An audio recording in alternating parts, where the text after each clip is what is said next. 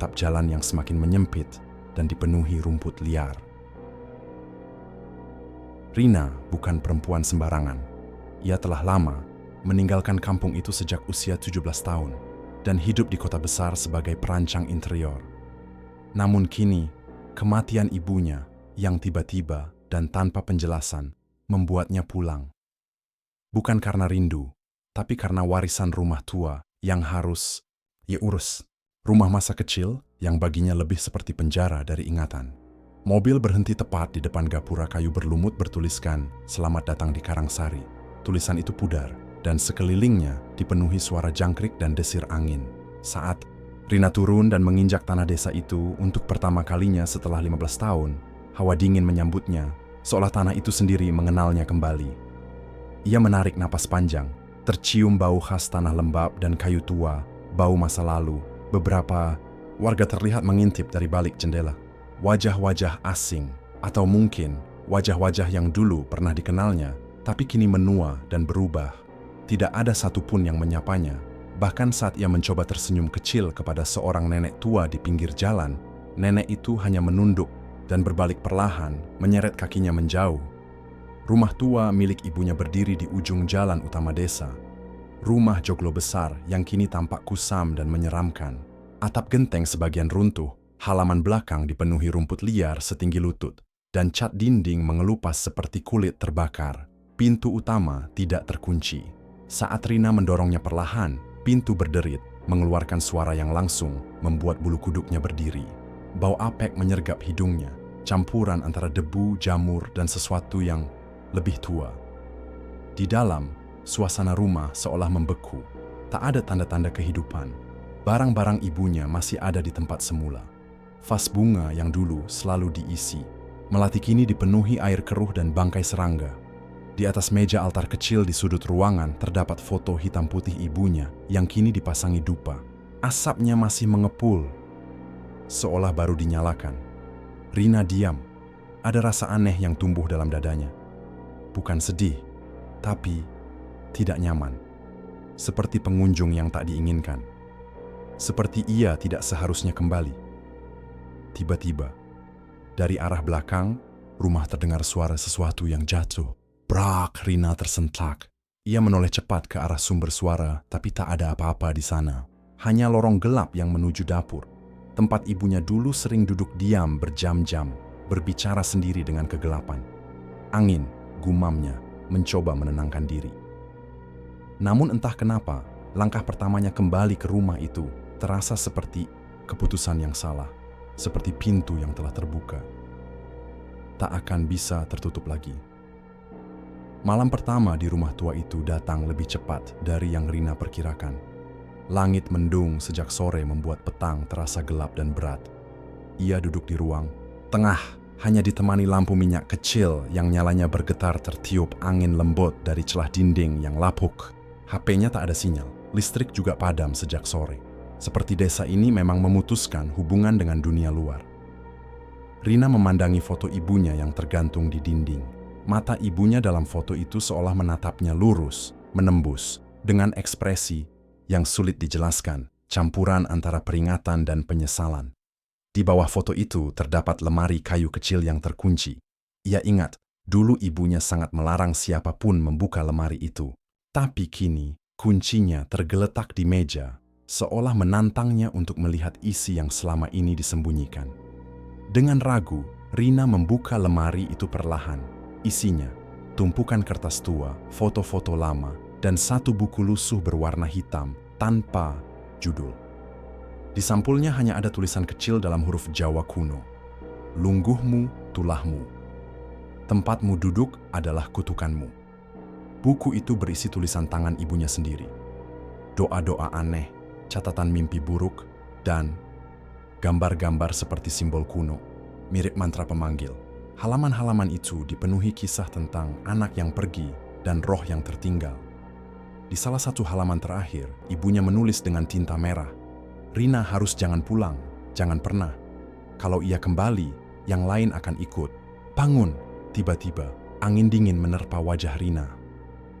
Api lampu minyak bergetar keras. Dari arah dapur terdengar suara kriit, kriit. seperti kursi yang digeser perlahan. Tapi tak ada siapapun di rumah ini, seharusnya. Dengan jantung berdetak kencang, ia mengambil senter dan menyusuri lorong menuju dapur. Cahaya senter menerpa dinding yang dipenuhi noda hitam lembab. Di tengah dapur, kursi kayu reot terguling sendiri, seperti ada yang baru saja duduk di sana dan pergi tergesa. Saat Rina kembali ke ruang tengah, ia terkejut melihat buku catatan. Ibunya telah terbuka pada halaman lain. Di halaman itu tertulis nama dirinya, Rina Setyaningrum, diikuti tanggal lahir dan tanggal kematian. 28 Juli 2023, 2 hari lagi, tangannya gemetar. Ia menutup buku itu dan memasukkannya kembali ke dalam lemari. Tapi ketakutan itu mulai tumbuh, menyusup ke dalam pikirannya seperti racun. Ia mulai bertanya, apakah ibunya tahu sesuatu yang tak pernah diberitahukan padanya? Apakah kematian ibunya benar-benar wajar? Malam itu, ia tidur di kamar lamanya. Dindingnya masih dipenuhi coretan masa kecil, tapi kini sudah retak dan kusam. Saat ia memejamkan mata, suara-suara aneh mulai terdengar. Bisikan samar, derap langkah ringan, bahkan tangisan. Halus seorang anak kecil dari luar jendela. Dalam mimpinya, ia melihat dirinya kecil berdiri di halaman belakang rumah. Ia menatap sumur tua dan seseorang yang wajahnya buram berbisik di telinganya. Jangan pulang, nak. Yang kau tinggalkan belum pergi. Rina terbangun dengan peluh dingin. Jam menunjukkan pukul 2.44 pagi. Dan di bawah ranjangnya, ada jejak kaki berlumpur mengarah keluar kamar. Pagi menyambut Rina dengan kesunyian yang mencurigakan. Burung tidak berkicau, udara begitu dingin seperti habis diguyur hujan semalam. Padahal langit cerah tanpa bekas mendung. Rumah itu terasa berbeda, seolah bangun bersamanya, mengawasi setiap gerak-geriknya. Di dapur, ia menemukan lantai masih basah dan berlumpur. Jejak kaki kecil, mungkin anak-anak, bertebaran di ubin. Tapi kampung itu nyaris tak punya anak, muda, apalagi anak kecil. Dan yang lebih menyeramkan, jejak itu muncul dari dalam sumur tua di belakang rumah, bukan dari jalan atau pekarangan. Penasaran dan merasa ada sesuatu yang perlu diungkap, Rina mengunjungi tetangga lamanya, Bu Sarmi, seorang wanita tua yang dulu sangat dekat dengan ibunya. Rumahnya terletak di ujung jalan desa, hampir tersembunyi di balik pepohonan bambu. Ketika Rina datang, Bu Sarmi tampak terkejut. Matanya memicing, menatap Rina dengan campuran takut dan kasihan. "Kenapa kamu balik, Rin? Ibumu sudah mati, sudah..." Selesai semuanya. Saya cuma mau tahu kenapa ibu begitu takut sama saya pulang. "Dia nulis nama saya di buku, Bu. Pakai tanggal kematian," ujar Rina dengan suara bergetar. Bu Sarmi menutup pintu perlahan, mempersilakan Rina masuk. Di dalam rumahnya yang remang dan berbau minyak kayu putih, wanita tua itu mulai membuka cerita yang telah terkubur selama bertahun-tahun. "Waktu kamu umur 8 tahun, ada anak laki-laki tetangga, namanya Adi. Dia main sama kamu, tapi hilang. Sejak itu, rumahmu berubah." Rina terdiam. Ia sama sekali tidak mengingat Adi. Namanya asing. Tapi Bu Sarmi bersumpah, semua warga tahu. Tapi ibunya menutup rapat berita itu, bahkan ancam siapapun yang menyebarkannya. "Ibumu bilang kamu gak ingat apa-apa, tapi..." Sumur di belakang rumahmu itu, tempat terakhir anak itu terlihat, tubuh Rina merinding. Ia teringat mimpi semalam, anak kecil berdiri di dekat sumur. Bu Sarmi menggenggam tangan Rina, gemetar. "Kamu gak pergi dari kampung ini, Rin. Kamu melarikan diri dari sesuatu. Tapi sekarang, yang kamu tinggalkan dulu sudah nunggu dari lama." Saat Rina pulang ke rumah, ia menemukan halaman belakang berantakan. Pot bunga pecah, dan tali jemuran jatuh membentuk lingkaran seperti simbol. Dan penutup sumur terbuka. Malam pun tiba, dan mimpi kembali datang. Kali ini lebih jelas. Ia melihat dirinya kecil, memegang tangan seorang anak laki-laki. Mereka tertawa, bermain petak umpet. Tapi wajah anak itu berubah. Mulutnya penuh tanah, matanya hitam legam. Ia berteriak, "Kamu yang dorong aku, Rin." "Kamu!" Rina terbangun sambil menjerit, napas tersengal. Kamar gelap. Tapi dari balik pintu kamar terdengar suara ketukan pelan tok, tok, tok, lalu bisikan, "Main lagi, yuk." Dan ketika ia membuka pintu, tak ada siapa-siapa. hanya boneka kecil berlumuran tanah tergeletak di lantai. Namun, saat sampai di sana, ia disambut oleh kepala dusun yang tampak tidak senang melihatnya. Kita nggak punya catatan anak hilang atas nama itu, Mbak Rina. Kalau cuma mau bangkitin masa lalu, lebih baik jangan. Wajah kepala dusun itu keras. Matanya seolah menyimpan rasa takut, tapi bukan karena Rina, melainkan sesuatu yang bisa terbangun karena kedatangan Rina. Ia tak diberi akses ke arsip desa. Bahkan warga sekitar pun mulai menjauh, membisikkan doa-doa begitu Rina lewat. Siangnya, Rina mencoba menghubungi temannya di kota lewat ponsel, tetap tanpa sinyal. Ia pun pergi ke warung terdekat untuk pinjam telepon umum. Namun anehnya, saat ia berjalan menyusuri jalan utama desa, ia merasa seperti tersesat. Meskipun jalannya lurus, ia melewati rumah yang sama 2 kali. Pohon waru besar di pinggir jalan muncul lagi dan lagi. Jam tangannya terus menunjukkan pukul 14.44, tidak bergerak. Burung-burung di pohon diam dan angin berhenti. Desa itu membentuk lingkaran, seolah-olah waktu dan ruangnya tidak bekerja seperti biasa. Rina berlari kembali ke rumah, panik. Tapi, setibanya di sana, ia melihat sesuatu yang membuat darahnya berhenti mengalir. Halaman rumah penuh dengan tapak kaki anak kecil. Seolah puluhan anak bermain di sana semalaman. Dan di tembok bagian belakang rumah ada tulisan dari tanah basah. Kita masih di sini. Malamnya Rina duduk di ruang tengah, mencoba memahami semua yang terjadi.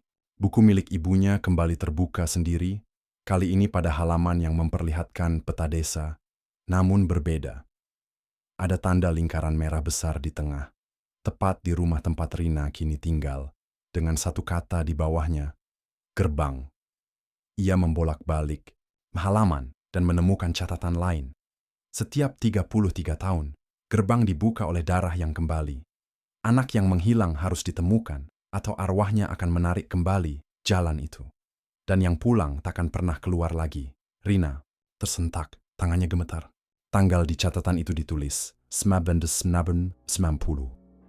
Ia cepat menghitung, 33 tahun dari itu adalah 2023. Tahun ini. Sekarang, dalam keheningan malam, suara pintu depan berderit sendiri. Rina menoleh cepat. Cahaya lampu minyak menggoyang. Seorang anak kecil berdiri di ambang pintu. Tubuhnya berlumpur, mata kosong, dan di tangannya menggenggam boneka usang. Kamu pulang, sekarang giliran kami. Lalu satu persatu, muncul sosok lain di baliknya. Anak-anak lain.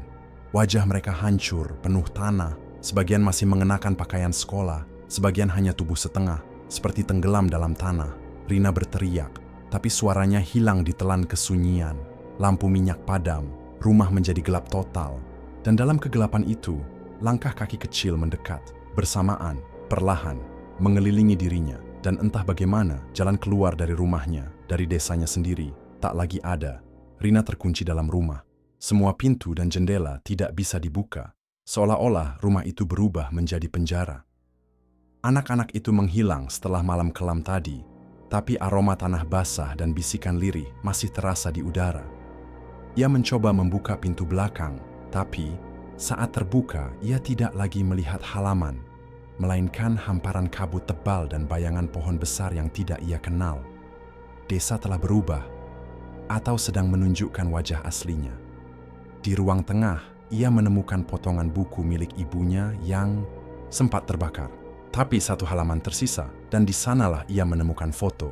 Dirinya kecil, berdiri di samping anak laki-laki yang sama dengan mimpi-mimpinya, Adi. Di balik foto itu, tertulis dengan tangan ibunya, "Maafkan ibu, aku sembunyikan ini karena kau tak sanggup menanggungnya. Tapi darah tidak pernah lupa jalannya sendiri." Ingatan, Rina mulai kabur, namun pelan-pelan, gambar dalam kepalanya muncul seperti fragmen mimpi. Suatu sore, dia dan Adi bermain di belakang rumah dekat sumur. Mereka berebut mainan. Dorongan kecil, lalu suara jatuh. Air, jeritan. Ia berdiri gemetar, tangannya dingin. Aku yang dorong dia. Tapi itu kecelakaan. Bisiknya pada diri sendiri, namun suara di kepalanya menyela. Tapi kamu tidak bilang siapapun. Kamu diam, kamu biarkan dia hilang, seperti bukan apa-apa. Ia tak tahu berapa lama ia berdiri di sana. Tapi ketika ia melangkah keluar kamar, ia mendapati ruang tengah rumahnya berubah. Dindingnya penuh coretan tangan anak-anak. Lantai berubah jadi tanah merah. Dan ada seseorang berdiri di pojok ruangan, menghadap tembok. Perlahan, sosok itu berbalik, wajahnya setengah membusuk. Satu matanya kosong, tapi senyumnya kecil, penuh luka. "Rina," ucapnya pelan. "Main yuk." Terakhir kalinya, itu Adi. Rina terjatuh, gemetar. Tapi Adi tidak marah. Ia hanya berdiri di sana, menunggu. Di belakangnya muncul lagi anak-anak lain, yang semuanya perlahan-lahan menunduk ke tanah dan menghilang satu persatu ke lantai. Tersisa Adi yang berdiri menatapnya. Rina menangis. Ia bersujud. "Maafkan aku. Aku kecil. Aku takut. Aku nggak tahu harus ngapain." Adi tersenyum lagi. Tapi kini senyumnya lebih dalam. Bukan senyum damai, tapi senyum seperti seseorang yang akhirnya mengerti dan menerima. Lalu, ia menunjuk ke arah belakang rumah. Dengan tubuh lemas, Rina berjalan mengikuti arah itu menuju sumur tua. Tak semua yang kita tinggalkan bisa diam dalam diam. Kadang, yang kita lupakan justru menjadi jalan paling menyeramkan untuk pulang. Jalan pulang bukan sekadar kisah tentang rumah dan nostalgia, tapi tentang luka yang tak pernah disembuhkan, tentang jiwa yang tertahan karena kebenaran yang dipendam. Jika kamu suka cerita ini, jangan lupa tekan like, subscribe, dan nyalakan lonceng agar tidak ketinggalan kisah-kisah horor eksklusif dari kami. Sampai jumpa di cerita berikutnya, hanya di